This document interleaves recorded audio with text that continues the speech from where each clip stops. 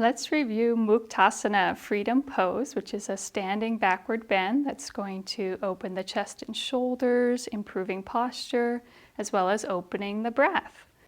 We begin this pose in Tadasana, and we step our left leg back about 2 to 3 feet from the front toes to the back heel, so not a very wide stance. And you'll notice Karen steps straight back, so we don't want to step behind that right foot. That'll be difficult to balance. So be sure that the feet are about hip width apart. And ideally, we want the toes, knees, and hips all facing forward. However, most people need a little bit of a turnout in that back foot, not very much. If you do need to turn out the foot significantly, as Karen has here, about a 45-degree angle, it's best not to square your hips to the front. Just let that left hip open a little bit so that the back knee is not being twisted. Otherwise, square the pelvis if you can, and if you're able to point the toes forward. Let's look at the rest of the pose from a side view. So we're going to have the front knee bent above the ankle as we step that left leg back.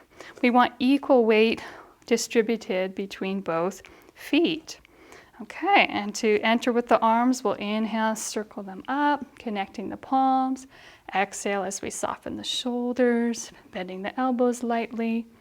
And then on your next inhalation, we really want to lift the chest, especially the mid-back, drawing the entire spine into a dynamic backward bend, a uniform arc here, all the way up through the neck. So as we look softly upward, the back of the neck stays long. It does come into a backward bend, but we don't want the head to drop back sharply into that jackknifed position. If we have the tendency towards sway back, we can draw the navel in toward the spine or tuck the tailbone down toward the floor. Looks great. And with every breath, we can continue to lift through the chest. However, we don't want to lean back and drop our weight back. So notice in this pose that the shoulder joints stay stacked above the hip joints. And it might look like a gentle back bend, but it shouldn't feel that way. It should feel really dynamic.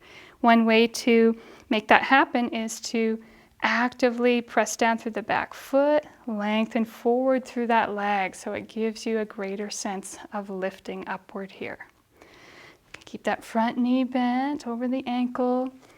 And as we tune into the affirmation, this pose can really help us to experience upliftment, centeredness, and inner joy as we silently affirm, I am free, I am free. And to come out, we'll inhale as we straighten up through the leg and arms, exhale them out to the sides, pausing in Tadasana to integrate the pose before we repeat on the other side. We wanted to show you some variations for the arms. If you have tight shoulders when you come into the pose, those arms might float out in front, and we want to avoid going into a sway back position. So we can always bend the elbows a little bit more. That's fine. We can also separate the hands in this pose or bring the hands down to a prayer position and still keep the pose dynamic as you lift through the spine. And that was a review of Muktasana, freedom pose.